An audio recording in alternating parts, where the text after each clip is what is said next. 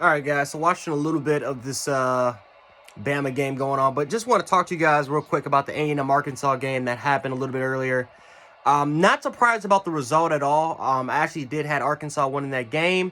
One of the things that I like about Arkansas throughout the entirety of the game was, again, they're a very physical, kind of blue collar type of school. Man, they're a team that plays like they're the underdog, and they play with a huge chip on their shoulder. And Sam Pittman, I mean, this is a very experienced group of guys, and Sam Pittman has done an excellent job of getting these players to buy in to the process. And Arkansas is paying the rewards. Now, I will say this: Traylon Burks, hopefully he's all right. I think I did see him running at the end of the game when they won. But Traylon Burks is doing, hopefully he's all right. That is by far their most important player, besides the quarterback position. But Arkansas is a team that um, primarily respond to the run game. That's their biggest strength. I don't think the passing attack I don't think the passing attack is their biggest strength. Even though, to give a little bit of credit to Arkansas, they made some plays through the air, especially on that 185-yard bomb where it was simply just a go route, and Traylon Burks just simply just outsmoked the defender. But for the most part, Arkansas made some important plays through the air that got them this W, but it was primarily the run. And as soon as you saw some important players like KJ Jefferson that went down, looked like he did something to his ankle, you saw the kind of the digression, and you saw a little bit of the momentum swing to A&M's favor once KJ got hurt. So,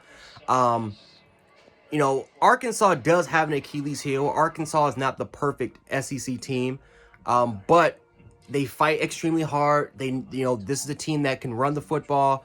I mean, you saw in this game when A&M got the momentum and they controlled the line of scrimmage. Their defense controlled the line of scrimmage in the third quarter, the majority of the third.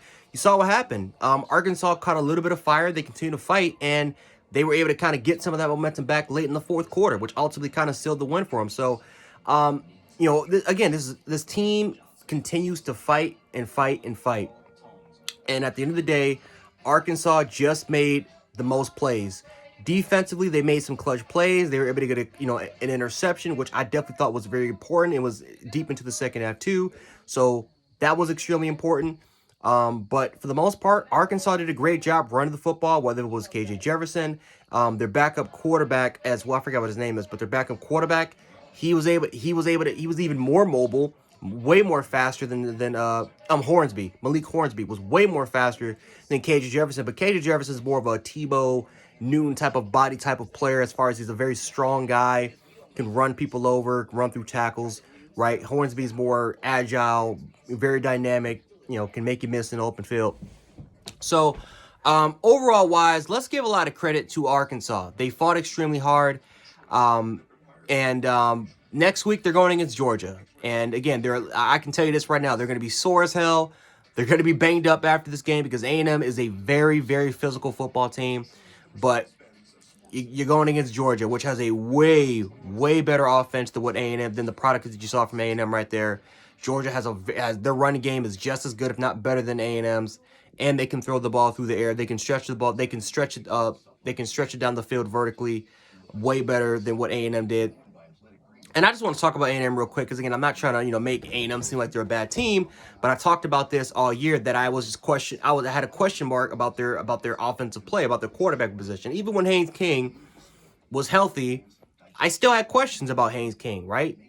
And the first couple games, the first game right before we got hurt for Colorado, turned the ball a couple times. Young quarterback, had some promise, but he just didn't seem that guy to me. And as soon as Haynes King went down, Zach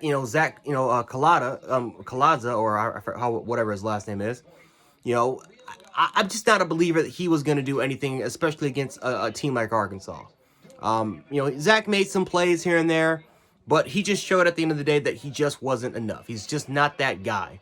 And Arkansas's defense is way too damn good, to lose to a quarterback like Zach. A&M lost this game because they had mediocre quarterback play. I'm just gonna say it. They had mediocre quarterback play. So overall wise, let me know how you guys feel about this video. And not background is the Bama game, of course. But let me know how you guys feel about this game. Do you feel like Arkansas is a serious contender? Do you feel like A&M is going to bounce back? Let me know how you guys feel about it in the comment section. We can definitely talk about it there. But anyway, Jan Sports, and I'll catch you guys in a little bit. Peace.